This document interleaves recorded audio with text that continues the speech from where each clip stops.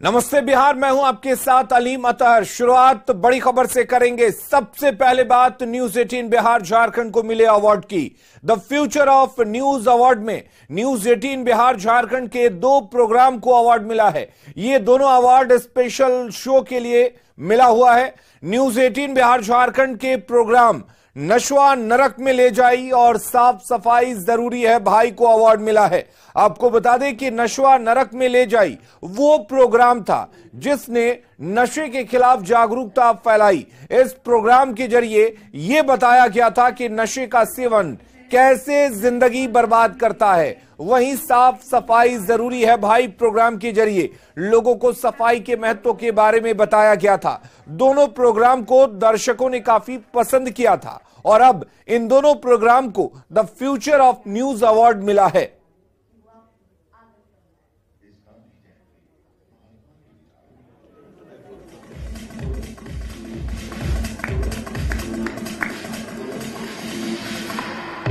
And for the silver, it is Nashwa Nark Mein Le Jai, News 18 Bihar Jharkhand. Can we have the silver also on the stage? Bihar का बहुत अच्छा footballer और बड़ी खबर समस्तीपुर से, जहां पर मुक्ता पार्क के पास पुलिस टीम पर हमला हुआ है। 50 से ज्यादा की संख्या में उपद्रवी थे जिन्होंने पुलिस टीम पर हमला किया। 2 पुलिसकर्मियों के साथ मारपीट की गई है। एक पुलिसकर्मी को इसमें चोट लगी है और घायल पुलिसकर्मी को अस्पताल में भर्ती कराया गया है। बड़ी खबर समस्तीपुर से, जहां पर पुलिस टीम पर करीब 50 उपद्रवियों ने हमला कर दिया। 2 पुलिसकर्मियों के साथ मारपीट की गई जिसमें एक पुलिसकर्मी को चोट आई है जिसे अस्पताल में भर्ती कराया गया है। बैग जो छीनने वाला घटना अक्सर घटते ही रहती है इधर, तो इसीलिए बड़ा बोले सस्पेक्टेड है, थोड़ा देखना होगा। जो मतलब लगे कि मतलब लहरिया कट कटा रहा है, बाइक वैसा है और वैसा प्रवृत्ति का उससे पूछताछ कर रहे हैं। हमला 50-60 आदमी लाठी डंडा से लाठी डंडा तो था या रेलवे गुमटी पर जानवे करते हैं, पत्थर रहता है वो हम गिराया, उसके बाद किस चीज से मारा है इसको पता नहीं है। दूसरा और बड़ी खबर आपको बता दें, सिलीगुड़ी से पाकिस्तानी जासूस को गिरफ्तार किया गया है। गिरफ्तार जासूस का नाम गुड्डू कुमार है। मोतिहारी का रहने वाला बताया जा रहा है गुड्डू कुमार। सिलीगुड़ी में ई रिक्शा चलाता था गुड्डू, जहां पर वो सेना से जुड़ी जानकारियों को लीक करता था। आपको बता दें सिलीगुड़ी में यह गिरफ्तारी हुई है और गुड्डू कुमार नाम के शख्स की गिरफ्तारी पाकिस्तानी जासूसी के आरोप में की गई है। मोतिहारी का रहने वाला बताया जा रहा है गुड्डू कुमार। अगली खबर का रुख करते हैं। मानवाधिकार आयोग की 2 टीमें बिहार आकर शराब कांड की जांच कर रही हैं, लेकिन मुख्यमंत्री नीतीश कुमार ने केंद्र सरकार पर बेवजह केंद्रीय टीम को बिहार भेजने का आरोप लगाया है। नीतीश ने दूसरे प्रदेशों में हुई मौत के मामलों को लेकर जांच नहीं कराए जाने पर भी सवाल खड़े किए हैं। अगर यहां पर आए हैं घूमने के लिए, घूम रहे हैं, तो जहां दूसरी तरफ जो मरे हैं लोग, उनके लिए कभी गए हैं किसी भी राज्य में?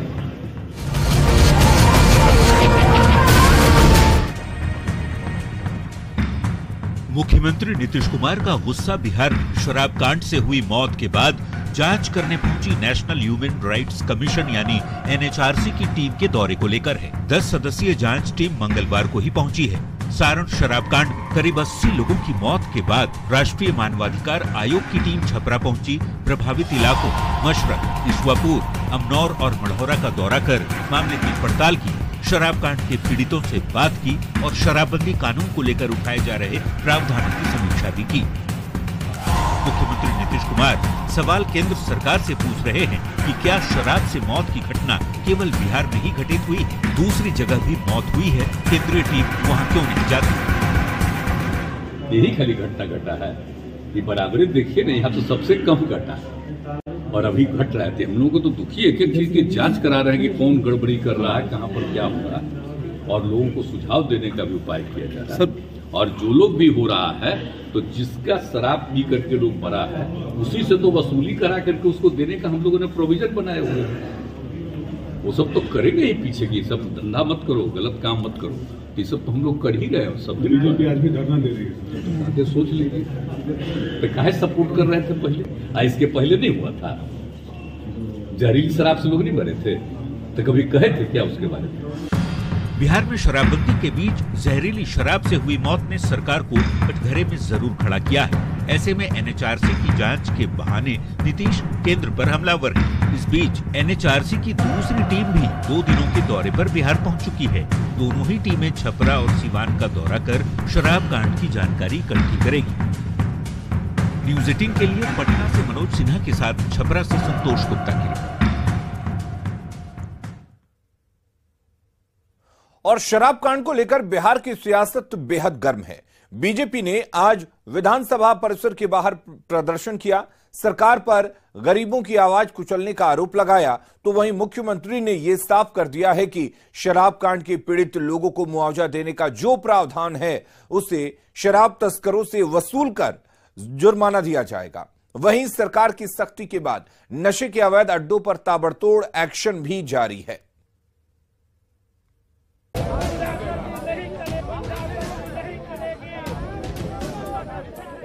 शराब कांड पर बीजेपी ने बड़े प्रदर्शन की तैयारी की थी। विधानसभा परिसर के अंदर जाकर सरकार के खिलाफ हल्ला बोलने की योजना को पुलिस ने विफल कर दिया तो पार्टी के नेता नाराज हो गए। सरकार पर गरीबों की आवाज दबाने का आरोप लगाया। क्या हो रहा है? विधायिका को अपमानित करने का, कलंकित करने का, उसकी आवाज को दबाने का। हर हालत में मुआवजा उनको देना ही पड़ेगा। और कल तक जो लोग बात करते थे, आज तेजस्वी जी का मुंह क्यों बंद है? इसी विधानसभा में जब शराब की बोतलें पकड़ाई थी तब तो मुख्यमंत्री को वो दोषी थे।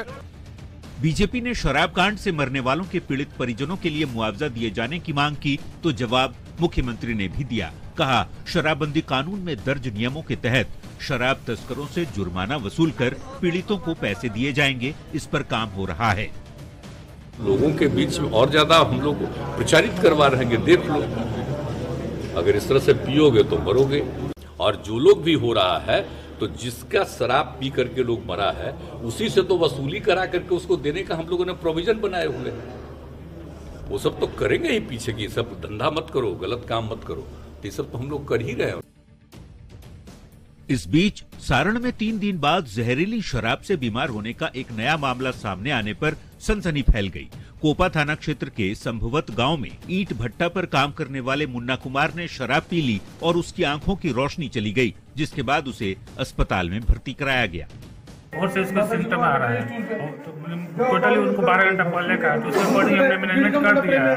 और हमारे सीनियर डॉक्टर के द्वारा, सीनियर जो आई स्पेशलिस्ट है, उनका भी ओपिनियन हमने डाल दिया है। शराब कांड से हुई मौत के बाद सरकार की सख्ती का असर भी देखा जा रहा है। पुलिस और उत्पाद विभाग की टीम लगातार एक्शन में है। सोनपुर के दियारा इलाके से लेकर दानापुर में जेसीबी से नालों की तलाशी की तस्वीर हो या फिर लखीसराय के नक्सल प्रभावित बांसकुंड और कछुआ गांव में देसी शराब की भट्टियों को ध्वस्त करने की तस्वीरें, दृश्य बता रहे हैं कि नशे के कारोबारियों की अब खैर नहीं। Bureau report, news 18। मोतिहारी में संदिग्ध स्थिति में स्कूल की छत से गिरने से 9वीं के छात्रा की मौत हो गई। घटना कोटवा के मच्छरवा हाई स्कूल की है।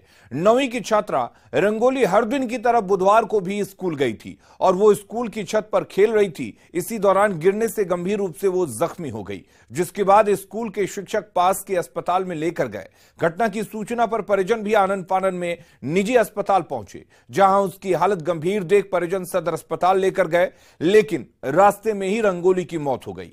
हादसे को लेकर छात्रा के पिता ने बताया कि रंगोली की मौत के बाद सभी शिक्षकों ने मोबाइल बंद कर लिया है। कि चलो हमारी सिस्टर गिर गई है, तो हम आए, हम और पापा जी तैयार होते, मम्मी बोली जाओ मेरी सिस्टर गिर गई है जाओ। उसके बाद में हम आए तो देखिए इनका ऑक्सीजन ऑक्सीजन छूटे का लगाया हुआ था, सांस कुछ नहीं चला। वैसे ही हम लोग उठाए, उसके बाद में लेकर चले। हम आए तो देखिए ऑक्सीजन वहाँ पर लगा हुआ था, ऑक्सीजन उड़ा गया था। इसमें सर थे, जब देख लिए कि डेथ बर्थ कर गया तो उसके बाद हम लोगों से भेंट भी नहीं किए, चले गए यहाँ से। कटिहार के एक private school Silver Bells school में 5 साल के छात्र अंकुश की स्कूल में अंगुली कट गई, लेकिन इसकी जानकारी उसके परिजनों को नहीं दी गई। स्कूल प्रशासन ने सिर्फ यही बताया कि बच्चे को मामूली चोट लगी है, लेकिन अस्पताल जाने पर पता चला कि बच्चे की अंगुली कट गई है, जो अब जोड़ नहीं सकती। अंगुली का कटा हुआ हिस्सा स्कूल के डस्टबिन में मिला। बच्चे के पिता ने स्कूल प्रशासन के खिलाफ केस दर्ज करने की बात कही है।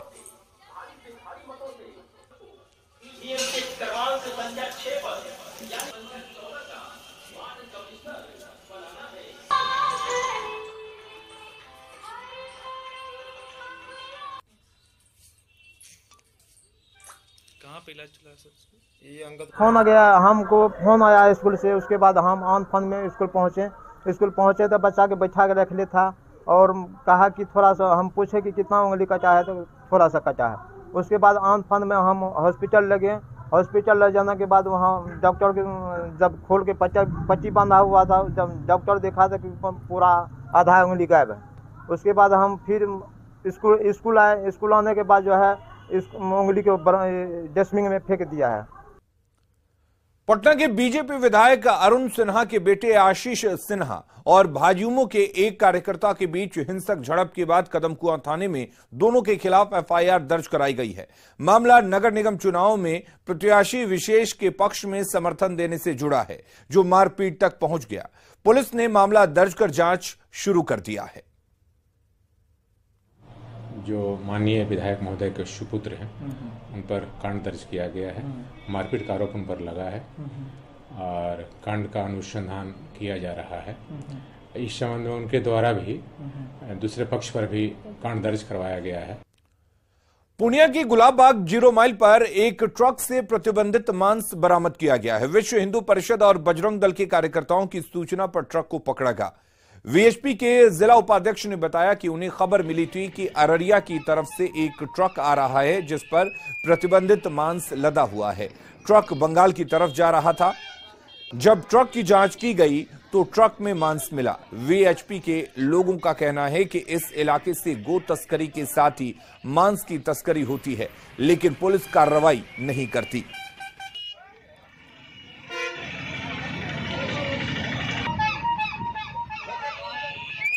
गुप्त सूचना मिली कि एक ट्रक जिसका फलाना नंबर है, फलाने कलर का ट्रक है, उस ट्रक में गौ मांस भर के जा रहा है। वो दलकोला की ओर जाती और हम लोगों ने यहाँ एक टीम गठित करके उस ट्रक को रोका।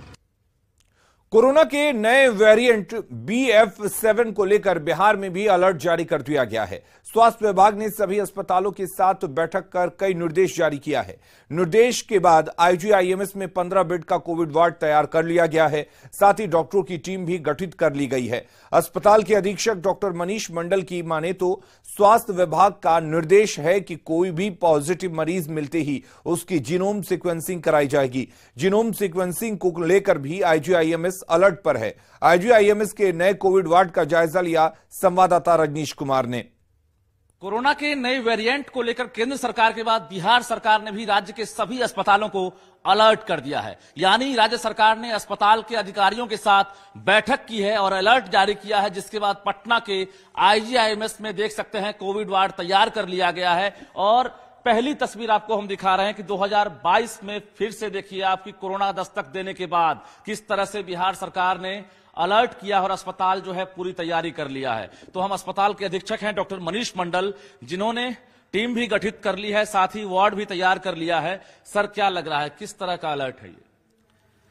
देखिए, कोरोना हम लोग के लिए अब नया नहीं है। इसके वेरिएंट आते रहेंगे और इस वेरिएंट के हिसाब से हम लोग की अपनी तैयारी रखनी है।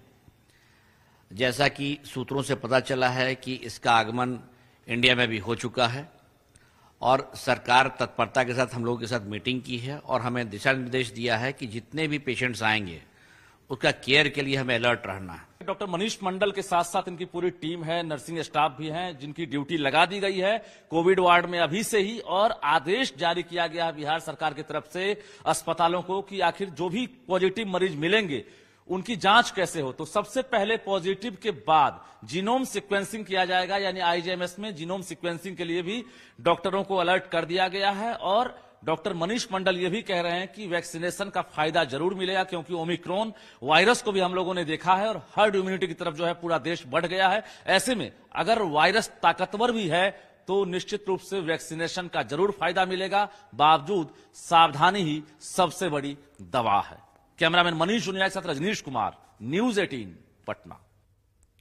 अगली खबर हाजीपुर से है, जहां दियारा इलाके में बड़े पैमाने पर नए नए तरीके से शराब की तस्करी हो रही है। पुलिस ने तलाशी अभियान के दौरान जब एक ऑटो की जांच की तो हैरान करने वाली तस्वीर सामने आई। धंधेबाजों ने शराब की तस्करी के लिए ऑटो में तहखाना बनाकर रखा था, जिसमें 200 लीटर से ज्यादा शराब छिपाई गई थी। पुलिस ने ऑटो चालक सहित एक कारोबारी को भी इस मामले में गिरफ्तार किया है। ऑटो ड्राइवर के मुताबिक हनुमान यादव नाम का माफिया शराब का कारोबार करता था, जिसकी दियारा इलाके में कई भट्टियां चलती हैं, जहां वैशाली के अलावा दूसरी जगहों पर शराब की सप्लाई की जाती है। इसी में केवल है कि और कहीं है? होगा सर, उसको बॉक्स होगा, इसको खोलना पड़ेगा। खोलना मॉडिफिकेशन है सर। यहाँ पे 200 बॉक्स बना हुआ होगा, लगती है, दिखा दीजिए बात।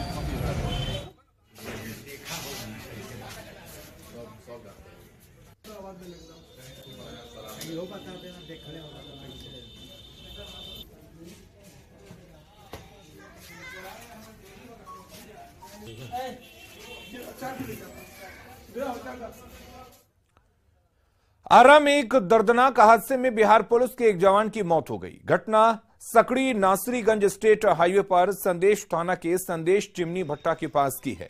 मृतक का नाम अजीत कुमार सिंह बताया जा रहा है, जो अजीमाबाद थाना के बड़गांव के रहने वाले थे और फिलहाल पटना में आईजी राकेश लाठी के बॉडीगार्ड के रूप में तैनात थे।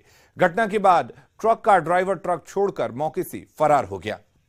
तिरकोल गैस एजेंसी के पास ये दुर्घटना हुआ है। हम लोग को तो खबर हुआ तो हम लोग वहाँ से चले घर से, तो देखे कि डेड बॉडी टेम्पू पर लगा हुआ है।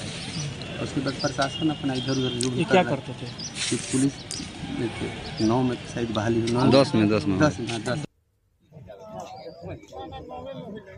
तो ट्रक ने पुलिस जवान की जान ले ली। संदेश चिमनी भट्टा के पास ये हादसा हुआ, जिसमें एक पुलिस की जवान की मौत हो गई। हालांकि हादसे के बाद ट्रक चालक मौके से फरार हो गया।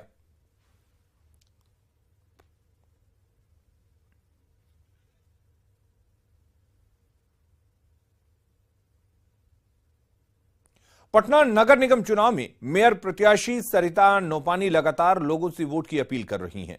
सरिता नोपानी का मानना है कि वो चुनावी मैदान में कोई वादा नहीं कर रही, बस जो समस्याएं हैं उस पर काम करेंगी। उनके पति कमल नोपानी ऑक्सीजन मैन के नाम से जाने जाते हैं। कोरोना काल में निस्वार्थ लोगों की खूब सहायता की। यही वजह है कि इस बार आम जनता के कहने पर मेयर प्रत्याशी के रूप में चुनावी मैदान में अपनी किस्मत आजमा रही हैं।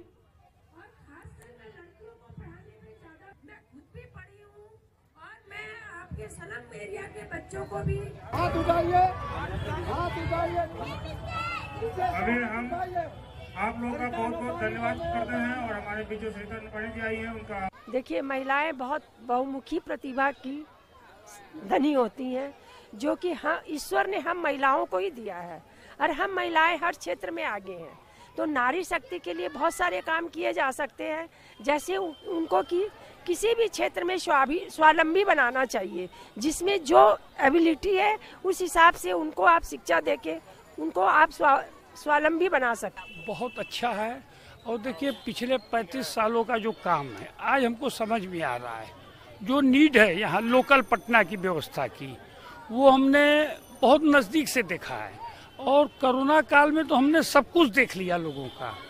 अब की अचानक अखबार एक दिन पढ़ रहा था 8-9 महीना पहले, तो देखा कि मेयर का चुनाव जनता के द्वारा होगा। तो कई सामाजिक व्यवसायिक संगठनों का। लखीसराय में बढ़ती ठंड से लोगों का जनजीवन प्रभावित है। शाम ढलते ही सड़कों पर सन्नाटा पसर जाता है। कंपकपाती ठंड से बचने के लिए लोग अलाव का सहारा ले रहे हैं। लोगों से बातचीत की न्यूज 18 संवाददाता राकेश कुमार ने। पछुआ हवा के साथ ही ठंड ने दस्तक दे दी है। अब देख सकते हैं, शाम ढलते ही सड़कों पे सन्नाटा पसरा है। लोग ठंड के कारण अपने अपने घरों में दुबके हैं। आम जनजीवन की अगर बात करें तो पूरी तरह से अस्त व्यस्त है। कुछ लोग हैं जो कि सड़क किनारे अलाव जलाकर इस कपकपाती ठंड से बचने में जुटे हैं। हम बात भी करना चाहेंगे। क्या नाम है आपका? जी, मेरा नाम दीपक कुमार हुआ। क्या स्थिति है ठंड का? ठंड बहुत काफ़ी बढ़ चुकी है। पिछले 2 दिनों से हवा चल रही है पछिया, उसके वजह से बहुत ज़्यादा ठंड आ गई है। आप लोग अलाव जला? हाँ, हम लोग अलाव जला करके अपना बच रहे हैं ठंड से। काफ़ी ठंड है। काफ़ी बहुत ज़्यादा ठंड। कुछ और लोग हैं, हम इनसे भी जानना चाहेंगे। क्या नाम हुआ आपका? विकास कुमार। क्या स्थिति है ठंड का? बहुत ज्यादा ठंडा बढ़ गया है सर। आप लोग अलाव जला कर? हाँ, बच्चा उच्चा को सबको आग दिखा रहे हैं अलाव जला के। काफी ठंड है। बहुत ज्यादा ठंडा। आप आइए इधर। क्या नाम है आपका? अजय मंडल नाम है। क्या स्थिति है ठंड का? ठंड बढ़ गया है बहुत ज्यादा।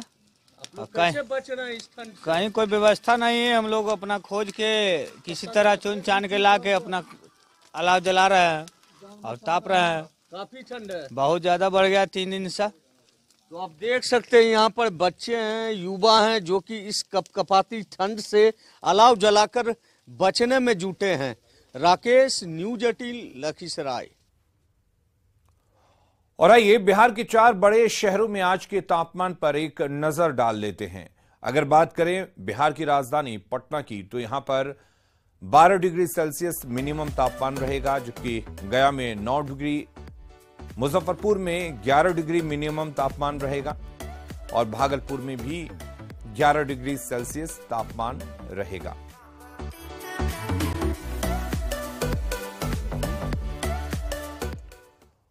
और अब बिहार के प्रदूषित शहरों पर एक नजर डाल लेते हैं। गया में जो AQI लेवल है वो 446 है। आप समझ सकते हैं कि कितना प्रदूषित है गया। उसके बाद दरभंगा की बात करें तो 266 यहां पर AQI लेवल, और यह भी खतरनाक है। आरा में 261, बेतिया की अगर बात करें तो बेतिया में 247 है AQI लेवल, और भागलपुर की बात करें तो भागलपुर में 247 है AQI लेवल।